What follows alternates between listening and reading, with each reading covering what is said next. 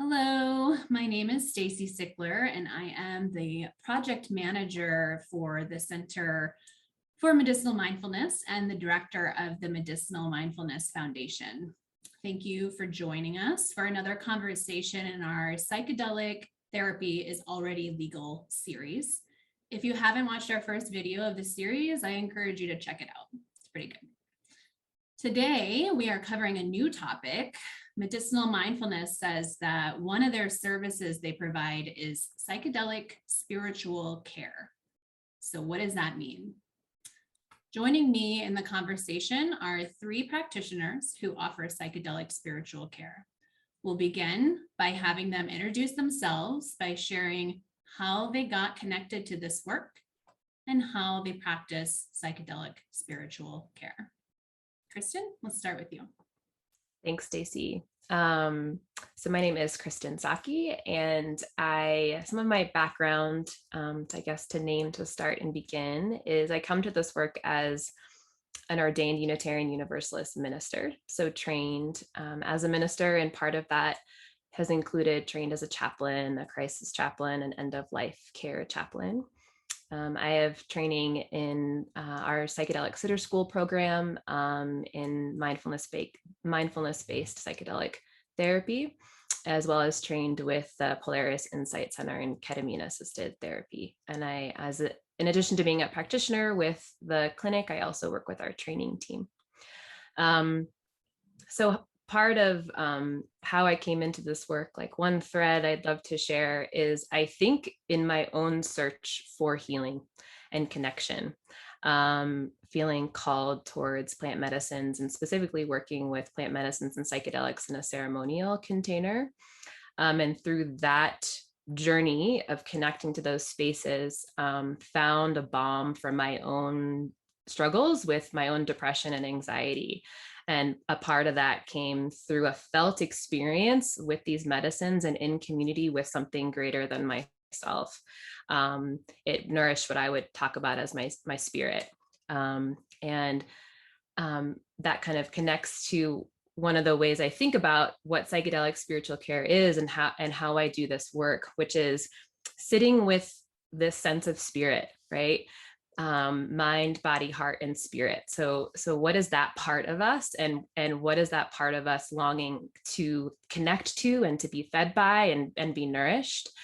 And so one of the ways that I practice is I get curious with clients about what is the spiritual dimension of whatever the struggle is. So if it's depression, anxiety, or trauma, I invite a space to get curious about the spiritual dimension of that. What else would I say about that? I think what feels important to say from the beginning, and I think we'll talk more about this, is that I like to be really upfront about how I make meaning in the world, right? And what I'm listening for is you as the client. How do you make meaning in this world? Do you come from a religious or spiritual background or tradition? Are you exploring right now? Would you see yourself as a seeker? What do you long for? So sometimes it's easy to answer those questions, and sometimes it's really hard. And so I'm kind of listening for how you do it organically, whether it's easy to put words to it or not. And that's also a little bit about what psychedelic spiritual care can look like. Yeah, so maybe I'll leave it there, and hopefully we can come back to some of those pieces. Yeah, definitely. We'll dive deeper. Thank you, Kristen. Ron? Hi, everyone. My name is Ron Camacho. I practice as a psychedelic guide and shamanic practitioner, also a psychospiritual coach, an art therapist as well. I practice in San Diego. I'm also part of the leadership team, the training leadership team with Medicinal Mindfulness. I have training in shamanism, in ceremonial, ritual practices. A lot of this stuff came from my family. My family practices Santeria and Espiritismo. So I come from that lineage, and I bring that into my practice as well. how I came about to this work, I was like many of us, I was struggling. I was seeking, I was searching for meaning. After years of therapy, I still felt disconnected. I wasn't rooted within myself, and so I went towards psychedelics. I was seeking something more, and I traveled to Peru, and my introduction was ayahuasca, and that was an initiatory process for me. It was really intense, and that's what led me into this path. Um, it allowed me, those experiences allowed me to remember myself, remember my ancestors, remember my lineage, uh, and it was all inherent within me, and it just blossomed out. So as I stepped into this work, I started working with cannabis, and I found medicinal mindfulness, and it was the best thing to happen to me. The the training and the conceptualization of what was going on was very deeply healing for me, and I found community in this space. So I began to reconnect with my ancestral lineages doing this work. So now I bring the Afro-Caribbean concepts and practices into the work, and like how Kristen was saying, I also incorporate the client's view. I am also listening to how they're making meaning, what's their conceptualization of what's happening within their lives, and finding that more of a spiritual transpersonal space where they can connect deeper within themselves. And the way that I bring my Afro-Caribbean practices into the space is creating ritual, creating offerings out in nature. So it's really individual, really tailored to what the person is resonating with. So I really resonate with that, with bringing in that ancestral feel, ancestral space into this work. I think that's it for now. Yeah, thank you, Ron. And I'm glad you bring up ritual, because we definitely will be circling back to that. But Jay? Hey, everyone. So my name is Jay Waxenberg, and I'm an interfaith minister and a psychedelic guide here at Medicinal Mindfulness.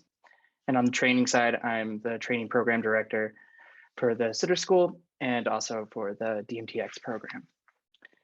And so for me, like how did I land in this space? How did I get here? It's all kind of always been one and the same for me. My spiritual journey started with an ayahuasca experience, like Rohan, and that just propelled me forward. And so for me, it's really hard to piece out like what's just spiritual care and what's, psychedelic work, and it's all kind of just blended into one thing for me. And I spent many years kind of bouncing back and forth. So I would just go into spiritual trainings and try to understand that piece. And then I'd come out of that and I'd try to find a medicine keeper and try to learn a bit about that. And it wasn't until I found medicinal mindfulness that I was able to kind of combo the two together and be like my full self. And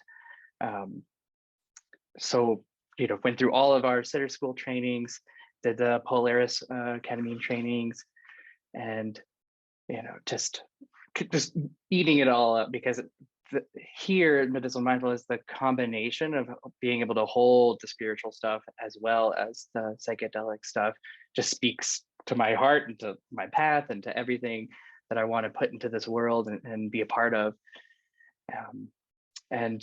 So when it comes to actually practicing, and what does that look like? It's very similar to what both Kristen and Ron have named here, which is really tailoring the experience for the client. And my interfaith piece is the part that I really lean on in that space, so that I have language to kind of match up with anybody's language. often somebody will come in and they won't even have a language, and so then it's like, okay, how do we find that language and that meaning? And so it's often as well, it's about unzooming a bit. Somebody, maybe you're stuck or they're trying to figure out some kind of question, and when you're zoomed really tight on it, it's I'm not doing this thing the right way, or whatever it is. But when you unzoom and pull into a meaning space or a spiritual space, then there's much wider spaciousness to figure out that question, and to find language that works, and maps that kind of help guide somebody forward to the next place. And then that just comes into the session itself, which is like, I'm in my office now and I change out tapestries and any objects in the room and the music and everything kind of tailored to somebody's spiritual belief and background, or the spiritual belief and background they're trying to move towards. I think that's it right now. Great. Thank you, Jay. Okay, so here at the center in Boulder, Colorado, where we see clients for psychedelic therapy, we work with cannabis and ketamine.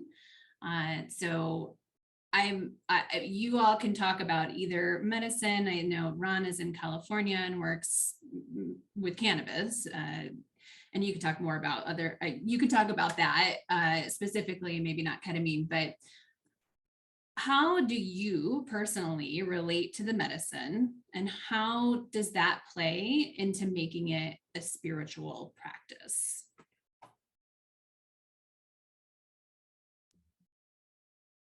I'd love to jump in to answer this a little bit to Yeah. start. So I think, what I've been learning about recently actually is that for overwhelmingly the most of human history, right? So all 99.9% of all of our ancestors were what we might call today animist, right? Which is the sense of all life as having an animating force and being alive in some way. Something about that really resonates with me and like strikes my truth chord, which is that same chord for clients I'm going to be asking you to check in with, right? In terms of what we talk about and how we orient and whether it touches that truth chord. So for me, what that looks like is that talking about the spirit of cannabis. And I think we all share that actually in a way. And so what that looks like for me is, I feel in this relationship with this medicine myself, right? Having worked with her for sure as a journeyer and as a guide, but in an ongoing, long relationship, continuing to learn new things, and really that she has a spirit and a presence. And so it often is talked about, and it resonates with me as a very feminine quality. So that is in the room. And so what does that look like for spiritual care? I think it's sort of, what is the realm of spiritual life? What is the realm of the spirit? What is of ourselves, and also this plant that we're kind of taking into our bodies to do the work of healing and transformation. So there's like a relationality and opening up, even if it's just an opening up in a curious way, even if you're not sure, right, if this plant has a spirit or not, or what any of that means, but opening up with a sense of curiosity to the possibility of that in the ceremonial container, I think is part of what that looks like for me.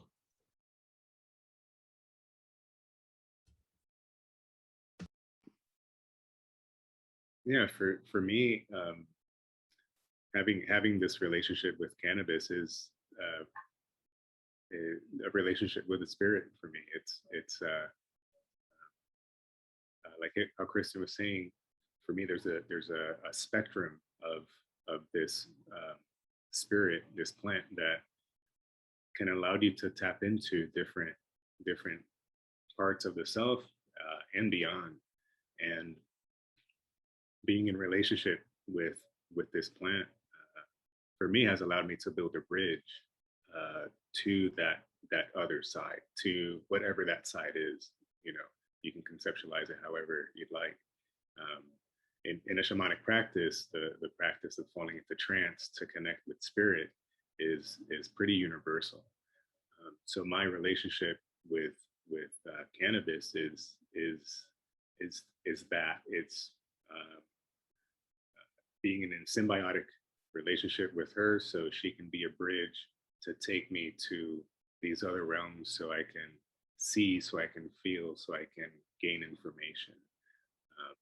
And in that, I find meaning in it, and also I assist clients with finding the language to these experiences, and also kind of conceptualizing the spirit of cannabis. I like to conceptualize the spirit of cannabis, or the way that I feel her, is like a spirit of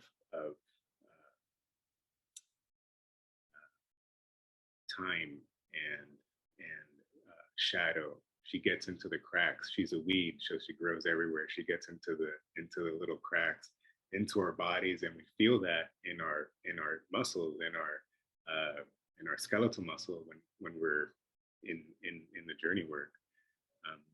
So I build a relationship with the aspects and characteristics of the plant as she grows in nature, and how does that affect us in our physical and our emotional or spiritual self, or spiritual realms.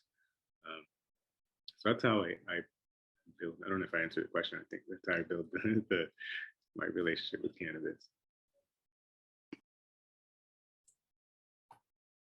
Yeah, I think for me, like the key word is relationship, and that means that there's a back and forth going on to some extent. And I really I often encourage clients, if the language feels right, to like actually talk to the medicine.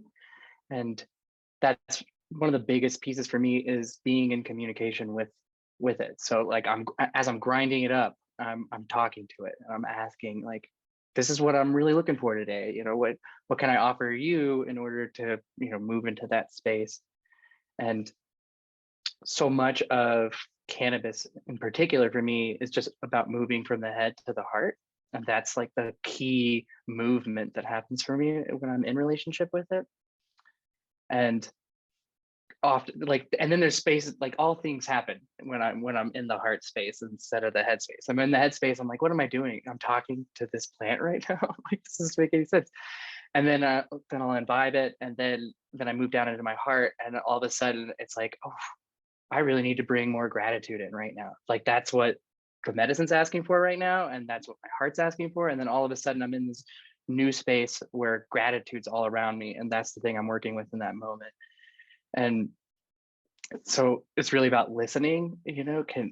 What is the medicine going to be telling it? The same thing with the clients. I really encourage them to just like, what do you hear? What do you feel? What do you sense when you're in relationship with this medicine? And it changes, right? Like an indica is going to have a bit of a flavor to her, and sativa is going to have a different flavor, and those things create this dynamic, alive experience, and that experience I put into the container of like a relationship, because it feels like very similar relationship that I have with humans. So it's everything that both Kristen and Ron said. And just for me, I really just rest in that space of relationship. And even if it's for clients not about communicating with it, or going into a space that language doesn't feel really great, it's still like a relationship. Like, you have to tend it, you have to work on it, you have to kind of be in balance with it. And so that's a word I always kind of land on for it. Great. This is a perfect transition into another question I have for you all, because you're talking about your own relationship with it. But I'm curious about people who are out there watching this video and they hear the word spiritual, and things might come up for them that don't feel right, or there's a no to it. So I'm thinking, what does prayer fall into this? What about ritual, ceremony? What does that look like in the room when you're with clients?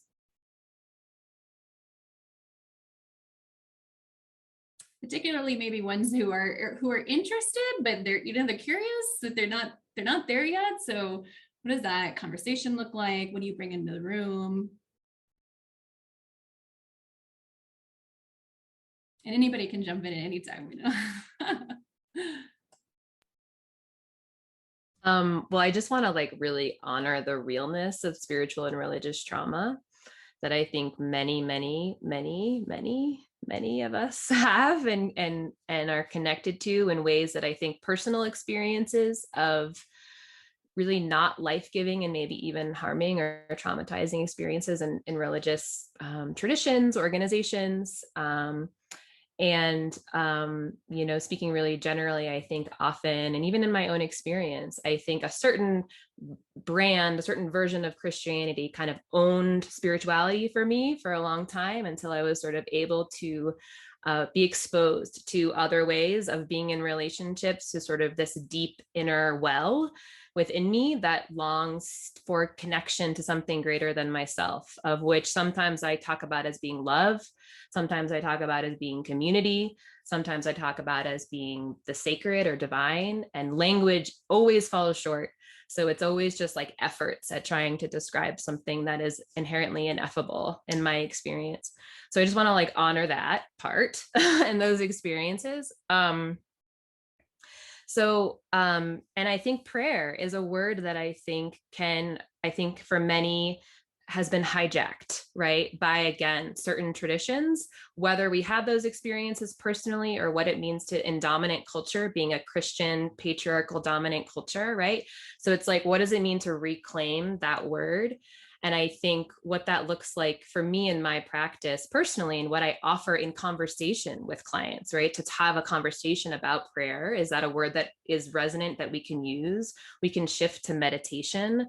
It's really about creating a moment of sacred intention and pause at the beginning, right, of the ceremony.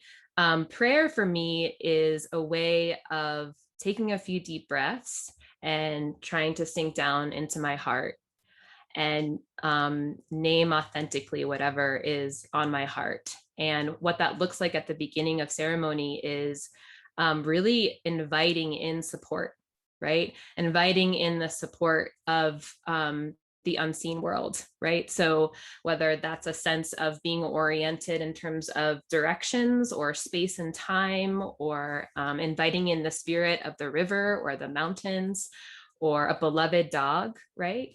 So just inviting in all the support and authentically speaking out loud what is resting on my heart.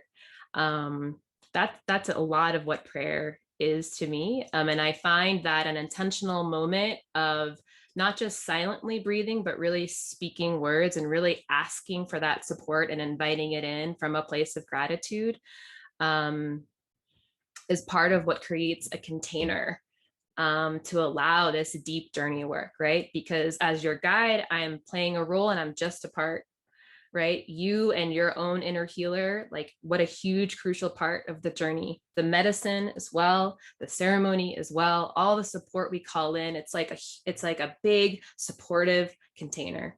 So we got to invite all that into the space in order to sort of be there. That's one way I think about prayer in that space.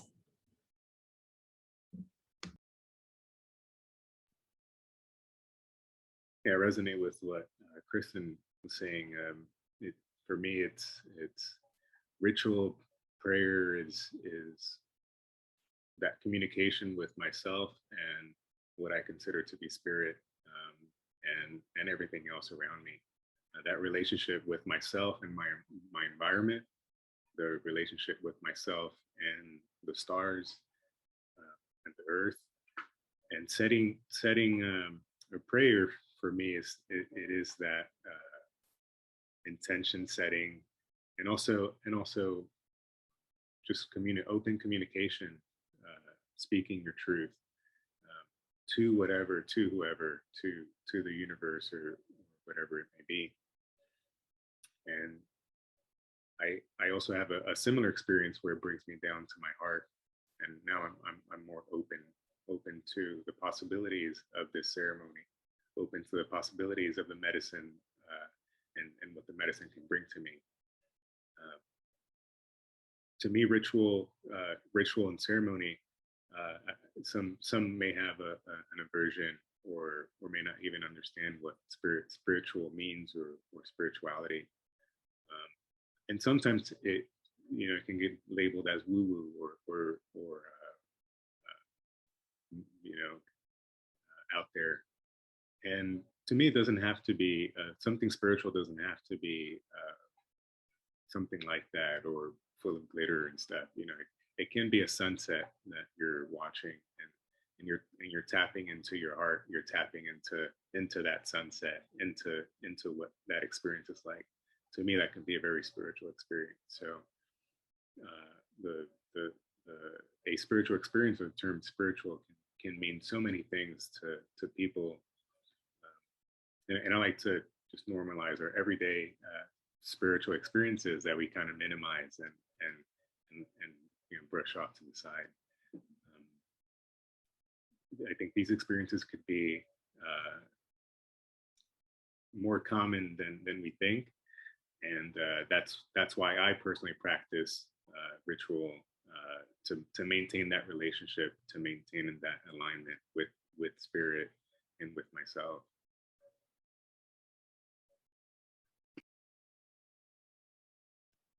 Yeah, yes to all of that. I think for me, in my work at least, it looks different almost every single time, and it's just because I'm matching up exclusively with whoever's in the room with me for whatever they're looking for. So if prayer is the word that they like, which I personally resonate with, then we're dropping into that space. But if it's not there, then maybe it's meditation, maybe it's just centering yourself or grounding, whatever the language is, and then the practice itself takes shape around that. And that's the same for the ritual piece of it as well. And so it's kind of always slightly different, has a slightly different flavor, but it's always kind of pointed towards what Kristen named a container. And so if prayer is the container, then the medicine and the work is going to flow into that space. But if it's a meditation, then it's going to flow into that space. And so the kind of key piece for me is just like, how are we holding the medicine? And the spiritual practice is the thing that's going to hold that container. It's going to either be the scaffolding that we can kind of climb up on, or like a rope that we can pull ourselves down into. And pretty much all of that is also, back to what Ron and Kristen were saying, is moving into that heart space and just kind of getting out of the head. And that's also really what ritual, I think, is for me, is just like removing myself from the everyday in my head normal thoughts to something that's sacred, something that's special, that I'm going to hold kind of delicately. And also, like what Ron was aiming, we're all running through rituals all the time. Brushing your teeth in the morning the same way is a ritual. So it's also not just about bringing it to the heart, but bringing consciousness, awareness into it. Like, what are we consciously doing here? What are we trying to do? What's our intention with this this moment, this practice, this word that we're going to say or speak? And so yeah, awareness, container, and being in that heart space are kind of all where prayer and ritual and the medicine meet for me.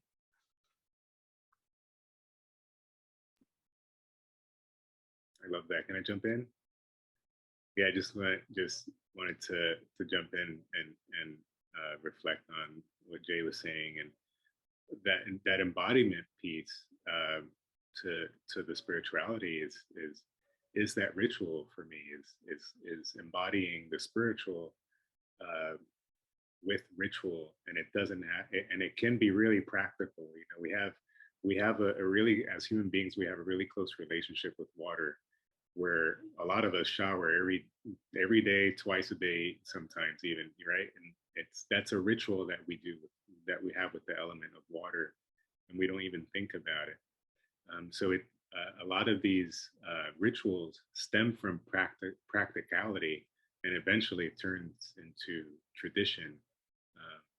And that's where we get our ancestors, traditions and things. It stems from practicality, doing what works, and because it works, we continue to do it.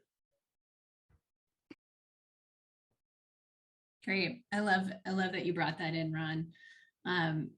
the notion that maybe we're not thinking about what we're already doing, that's ritual and can become tradition.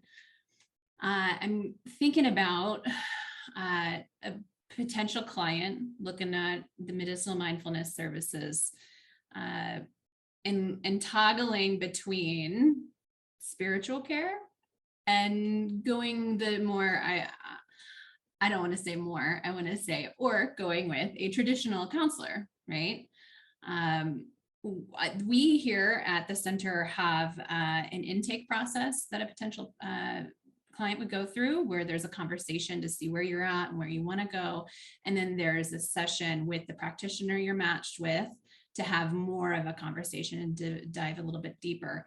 And then there's a prep session, right, for if you become a client. So there's a lot of time for conversation and back and forth and pinning down language and that kind of thing. But as someone who's just on our website and looking and curious, what do you think would be, how would someone know if the psychedelic spiritual care is the right path for them versus the traditional counseling?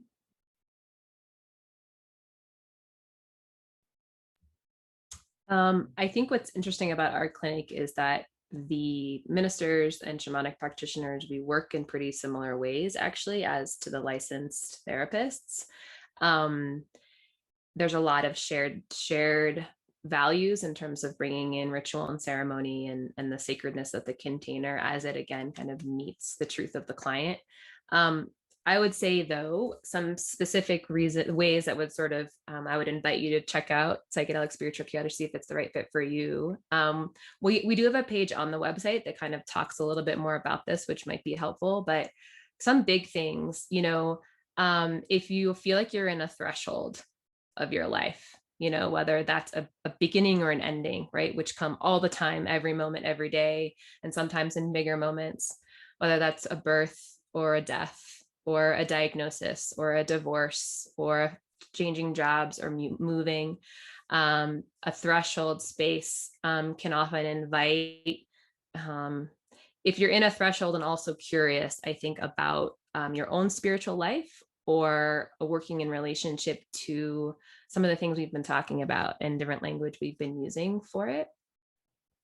I think also I specifically work in the space of grief, and whether that's grief connected to a personal loss or something going on collectively. And if you're feeling some resonance in terms of the ways that we're talking, then psychedelic spiritual care might be a good fit for you as well. And another way we kind of like to talk about it is if you're sort of finding yourself asking some really big questions, right? Like, what is the meaning of life? What is my purpose? What happens when we die? How do I connect to community and a greater source of truth? How do I connect to my own lineage? What does it mean to be in relationship to my ancestors? If you find yourself sort of like feeling that sense like something's missing, and I don't know what it is, and I don't know what the language is for it, that can often be a good time to explore the possibility of your own spiritual life.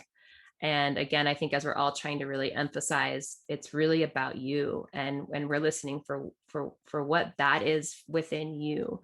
And so I guess the last thing I would add that feels kind of connected, if you're finding yourself coming to the clinic because of your own journey with depression or anxiety or trauma, and a part of you feels curious about what would be kind of the spiritual dimension of that, which again, an example of that might be like, maybe if the trauma is not yours, maybe it's from your ancestral line, right? Then I think considering something like psychedelic spiritual care would be a good fit to explore.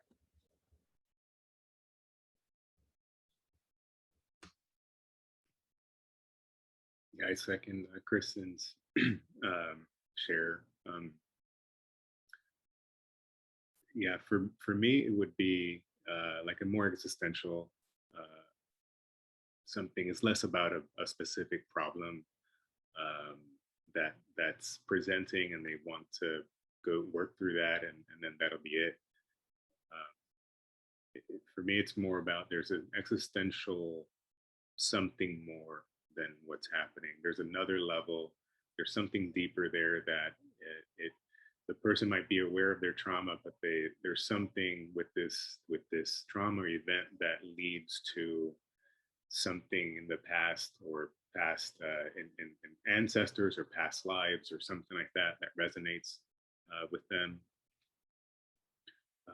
More of a phenomenological experiences. I work with dreams and people that experience that might experience visions, or that they may be experiencing some type of spiritual contact in that sense.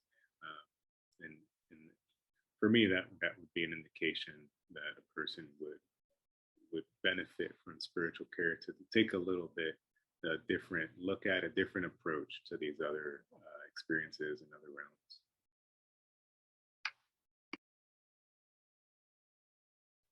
Yeah, so both of you just covered everything. But I think some pieces to just name too. So everything that was just named, but also I think there's just a general sense of kind of a malaise, a spiritual malaise, or drifty feeling just through our culture right now. And so a lot of times we can feel maybe a depression or an anxiety or just a sense of unease that we can't pinpoint. There's no particular reason in our life. And I think spiritual care can really speak to that and speak to the meaning place and purpose place of where you are in your life. And then also, I feel particularly called to work with people that are really seeking, young people who are just starting a spiritual journey or don't know how to start a spiritual journey, people that are moving from one tradition to another tradition, or trying to reconnect to an old tradition. So that touches that, religious trauma piece, but, just trying to connect in some way to something bigger. That really feels like the space that spiritual care like blossoms, and there's a ton of overlap between both sides, but it just feels like these bigger questions and those threshold moments that maybe they're just normal rhythm of human experience.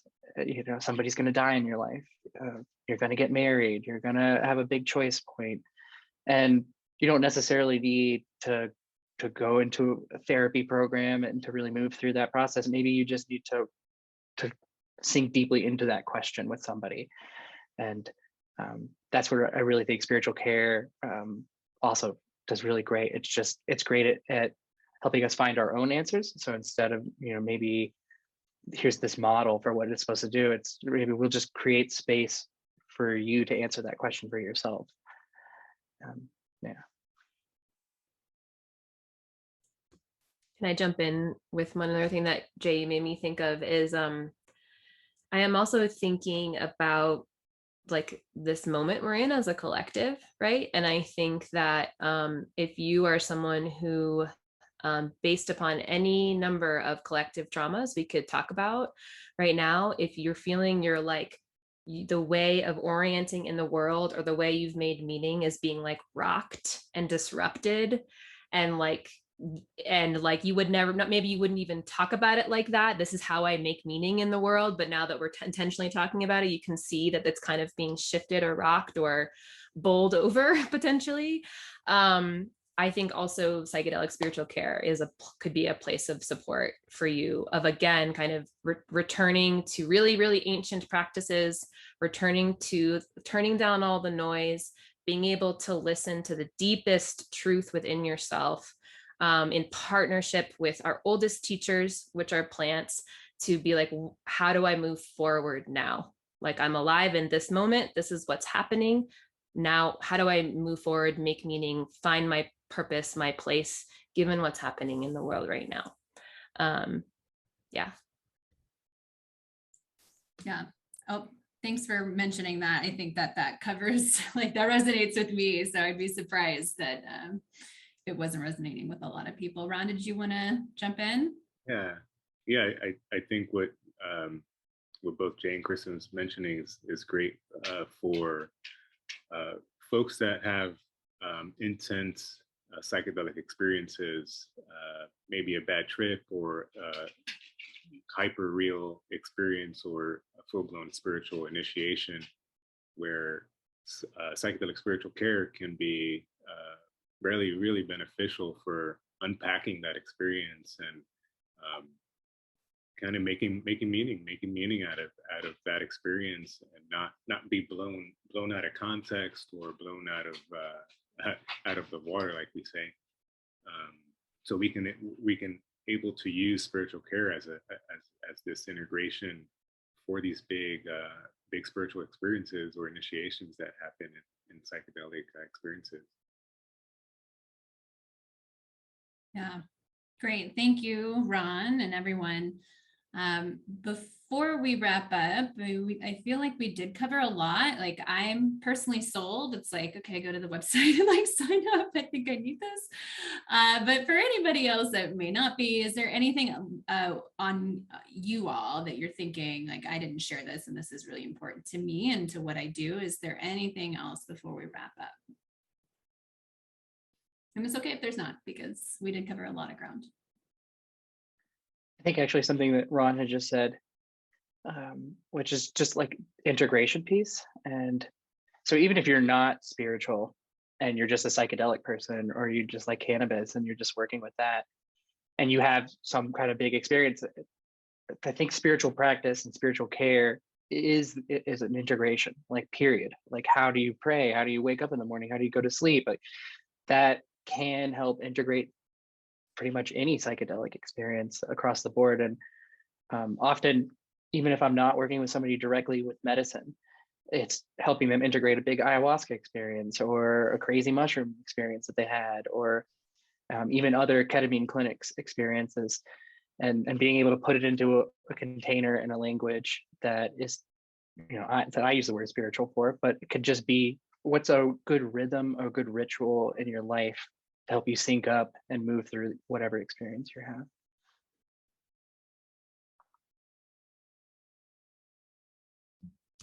Yeah, and one thing that's coming up to name is the way that we work at the clinic is have your free intake conversation. I think it's about 20 minutes to learn a little bit about us, and recommend a practitioner. You'll be sent to the practitioner pages to see which one resonates with you.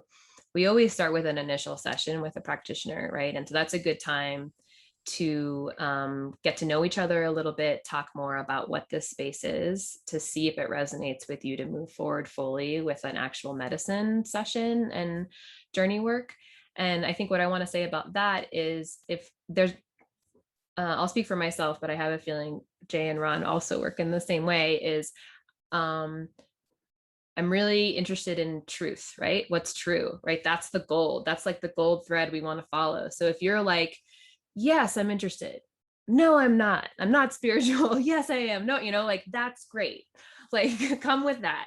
Come just with like exactly who you are, exactly your story, exactly your gifts and your struggles and whatever. I think a lot of folks, there's some wrestling, right? Like, do I have a spiritual life? Do I want one? What is that? Who gets to have that? And there's a space there. I guess I'm trying to say in that initial session, and more sessions can be scheduled to talk about that. And for that to be something we unpack and discover together, right? And that I can support you, and we support you. And again, finding an even clearer truth for you, which is so important for making meaning in the world. So just there's that space, and bring all of who you are, all of your yes and all of your no, and it's all welcome. I love that. Thank you, Kristen, for that. It's a great ending piece, really. So I thank you all, Kristen, Ron, and Jay, for having this conversation today. We've mentioned the free intake call, the consultation call. So if you're interested, go to the website, fill out a very short form, and you can get that call scheduled with our intake coordinator. If you have any questions, you can always call or email the center as well. And if you are interested in learning more about our work in psychedelic therapy, visit the website, and there you can find more about our training program called the Psychedelic Sitter School. where you're actually trained on how to work in this space. And I do want to mention the Medicinal Mindfulness Foundation prioritizes education of cannabis as a psychedelic, research to support that, and collaboratively working on a code of ethics for moral conduct and psychedelic justice in this field. So you can also find more ways to support us in that important work on the website as well. So thanks for joining us for another video in this important series of Psychedelic Therapy is Already Legal, and I hope to see you at the next one.